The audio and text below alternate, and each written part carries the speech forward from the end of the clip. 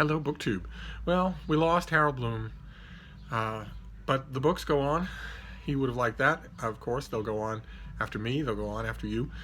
So we'll just keep talking about books. That's all.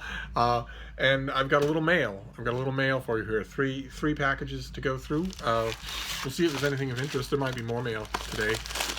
Yesterday, of course, there was no mail. Yesterday was a much contested and much argued about holiday here in the United States, Columbus Day, but you're not supposed to call it Columbus Day anymore. Nor read about him, nor, I guess, know about him at all, just Indigenous Peoples Day. Saw a lot of that online, saw a lot of that on social media, saw a lot of it most loudly championed by people who are currently squatting on the land of Indigenous people. Not sure how much they'd be willing to give back. But we'll just keep talking about the books, and we'll, raise a glass next time you're in bookish company to the memory of Harold Bloom. We lost a reader whose interest and enthusiasm and sheer happiness about books never dimmed, even when all the rest of his life was dimming, even when his body was failing, even when his heart was failing. Not the muscle inside your chest, but the part of you that wants to go on living. Even when all of that was failing, new books in the mail could still get him, well, to squeal. So such people are rare. They're rarer now than ever. So I'll miss him. Let's just put it that way. I have. Of course, as any of you have been able to tell, I have a bit of a history with him, and I will miss him. So what have we got? What is the first book? Oh, great. Okay, this is a wonderful series, an absolutely wonderful series. This is from Minotaur Books. This comes out in the new year in January. This is by Tasha Alexander, and this is In the Shadow of Vesuvius. This is a Lady Emily novel, and those of you who don't know that series have a lot of books in store that are all wonderful. These are intelligent and escapist historical murder mysteries that have taken readers around the world through the Victorian age. Constantinople, Normandy, Venice, Paris, the French Riviera, St. Petersburg, Greece, and of course the high society London and the English countryside. One of the most effective of the books in the series is set in the English countryside, way in the English countryside. Now the author takes readers on a tour of the ancient world, shifting perspective between the story of a Greek slave girl in AD 79 at the dawn of the Edwardian era in 1902, as Lady Emily and Colin Hargraves embark on a trip to the ruins of Pompeii and Herculaneum. So, a bit of a shift up, because we're getting Roman historical fiction. We're getting a slave girl in AD 79, which is when Vesuvius erupted. it's when that whole area of the Bay of Naples just changed completely, and there was no way to escape it. There was no way to understand it. The greatest scientific mind in the world at the time was absolutely fixated, fascinated by it, but did not understand it. This novel is the author's most evocative, arresting mystery yet, featuring twin storylines of two talented, strong women in different eras. Lady Emily and her husband are traveling to Italy with her friend Ivy Brandon in their quest for more knowledge about the ancient world. During their first days, they accidentally discover a corpse among the ruins. When the police dismiss the murder as a work of local gangsters, Emily launches an investigation of her own. She secures the help of an archaeologist at the dig, a moody painter, an enigmatic site director, and a free-thinking American, but each of them have their own secrets to hide. And that intertwines with the story of this slave girl at the time of Vesuvius' eruption. So you know that somehow or other those two storylines are going to end up being connected. Fantastic. Fantastic. So this is a January book. I don't get to dig right into it. I wish I did, but I'm not reading any January books in 2019. So that's a great way to start. Fantastic. Let's move on to the next one here. Oh, great. Oh, fantastic. Okay. This is by J.D. Dickey. This is an October book, I believe. No, early November. This is early November. Lots and lots of good critical buzz around this thing already from my the tiny handful of history reviewers that I know. This is J.D. Dickey's American Demagogue. The Great Awakening and the Rise and Fall of Populism. Those of some of you who know your American history will know what the Great Awakening was. In November of 1739, the American colonies felt an earthquake. It arrived not in the form of a natural disaster, but with the 25-year-old preacher, George Whitefield, who was the subject of a fascinating book a few years ago that I believe I wrote about. I will, even if I didn't write about it, I'll try and remember to leave a link to it down below, because it's not to be missed. It was, I think, 3 years ago. He had come to the New World to tell his listeners to repent their sins and be reborn, to reject old teachings and support his many holy endeavors. He was a weird, completely charismatic figure. Could hold whole crowds spellbound with his words, even though he himself was a kind of weird figure physically. He was sort of small and lumpy and doughy, had awkward, choppy gesticulations. He did not have a mellifluous voice, and he was badly cross-eyed. And yet, that all those things ended up adding to his charm, to his allure. How did this watershed moment, before America was even America, impact our nation for the centuries that would follow? Maybe they allowed the devil to make inroads into America just enough so that people start using the word impact as a verb. Maybe. That's Satan's work, purely. In this book, New York Times bestselling historian J.D. Dickey examines how demagoguery and the populism it inspires, for good or ill, is embedded in the very soul of America thanks to the Great Awakening and its profound impact on reshaping the American mind. Oh, fantastic. Okay, well, this is early November. I'm still up to my ham hocks in October books, and October is halfway done. So I dipped my toe into this just a bit. I mean, you come to George Whitefield right away if you're a big fan of biographies of Benjamin Franklin, which I am. I have quite a few Benjamin Franklin biographies, and I've written about Franklin many times.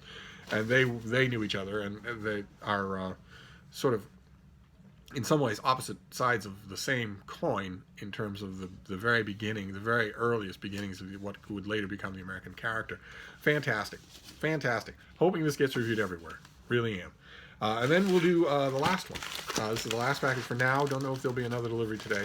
If there is, I will haul myself in front of ye old camera and we will share them together. Let's see what this next one is. It looks like an advanced copy. This was probably another 2020 book. What have we got here? Yes, this is a 2020 book. This is a February book. This is by Adam Cohen, and it is Supreme Inequality, the Supreme Court's 50-year battle for a more unjust America. Rabble-rousing history, a rabble-rousing examination of the High Court. And I've mentioned on this channel many times before, I am a big fan of the U.S. Supreme Court. Not their decisions, not uniformly by any means, but reading about it, and also reading about the justices. I never miss a Supreme Court justice book. So what have we got here? This book exposes how the Supreme Court has played an enormous and almost completely unrecognized role in the rise of inequality in the United States. You give the wrong kind of presidents the power to appoint judges, and you put those judges on the bench for life, and that's what you'll get.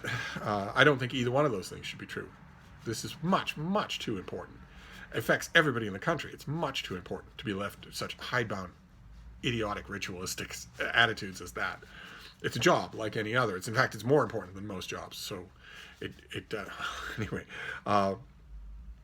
let's see here.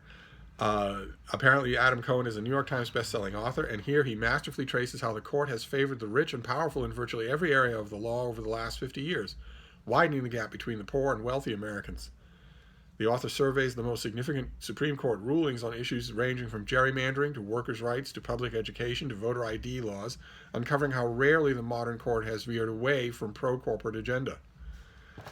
In the 1960s, the Supreme Court was at the height of its power, promoting equality in dramatic ways through rulings such as Brown versus the Board of Education. Then President Nixon, who had been working tirelessly behind the scenes to put a stop to what he perceived as the court's liberal agenda, launched a total assault on the court's egalitarian victories. His administration replaced 4 liberal justices with appointees more loyal to the president's views, altering the course of the court for decades to come. And that's going to happen again.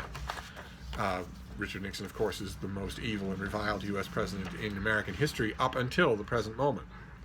I lived through his presidency. I wrote and fulminated through his presidency, and firmly believe that there would never be a presidency that would be worse, that would still be a presidency. That that America could easily descend into simple autocracy, in which case anyone would be different, anyone would be worse, because they could summarily execute citizens and things like that.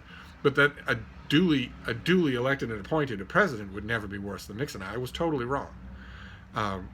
The current U.S. president is already much worse than Nixon and has a very, very strong likelihood of getting a second term. In the course of those 8 years, and if it's 8 years, then I think it's likely that his successor will be handpicked, probably a family member.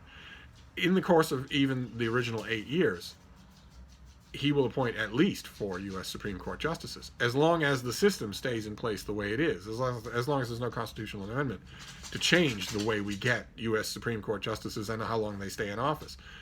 As long as those things don't change, and they aren't going to change, this current U.S. president, who's getting his marching orders from the most arch-conservative think tanks anywhere in Washington, will probably change the whole shape of the court, which means that in 20 years, you know, I know mothers right now who have young girls, 3 years old, 4 years old, 11 years old, 13-year-old girls, and those girls, in the world that this Supreme Court will shape, will face legal workplace discrimination on the basis of gender. They will face an enormous social backlash to work at all, and of course they won't have any access to abortion and equal pay under the law.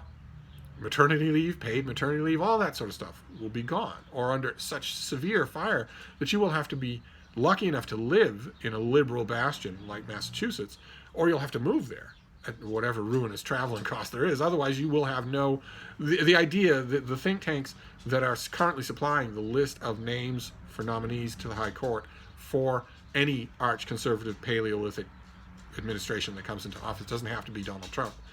The think tanks that are supplying those names, those candidates, have one goal in mind. I've said this before on this channel many times, and it doesn't seem to get through. A lot of people just think it can't possibly be that simple. They hate minorities, yes, absolutely. But more than anything, beyond anything, going deeper and pervading more of their thought than anything, is they hate women. They absolutely hate women. They do not want women in the workplace. They do not want women able to sass back to men. They do not want women to be able to divorce, have access to birth control, to have access to abortion, to have equal rights in the workplace, in the home, anywhere. They hate that. They absolutely hate it. They are fundamentalist, nutjob Christians who believe in some warped reading of St. Paul, that women should be silent in church, they should be subservient to their husbands. That is the world they want. And if you have 6 U.S. Supreme Court justices who all think that way, no matter what they think about other parts of the law, you're going to get that world. At least in, well, anyway. Anyway. So naturally, I will be reading this book, but not right away. This is a 2020 book. So it sounds fascinating. It sounds like it's going to deal mostly with economic inequality, but we shall see. So that is our mail haul for today, plus a few rants. So we have Supreme Inequality, new U.S. Supreme Court book. Never miss those. We have In the Shadow of Vesuvius by Tasha Alexander, which sounds like a more adventurous kind of Tasha Alexander Lady Emily novel, because it will have a bit of one plot line does not take place in the Edwardian era. How fascinating is that? And then J.D. Dickey's book, American Demagogue. J.D. Dickey is the author of Empire of Mud and Rising in Flames, about William Tecumseh Sherman. And this is about George Whitefield, but it's also about demagoguery just in general. Demagoguery in the original DNA of America. Fascinating trio here. So one of them I can read relatively quickly, the other relatively soon, and the other 2 are 2020 books. Oh, so many 2020 books coming this way. It's not going quietly. The year's not going quietly. There's going to be, my 2020 bookshelf will be very healthy by the time it appears. But anyway, I'm going to wrap this up for now, but I'll be back. Thank you, BookTube.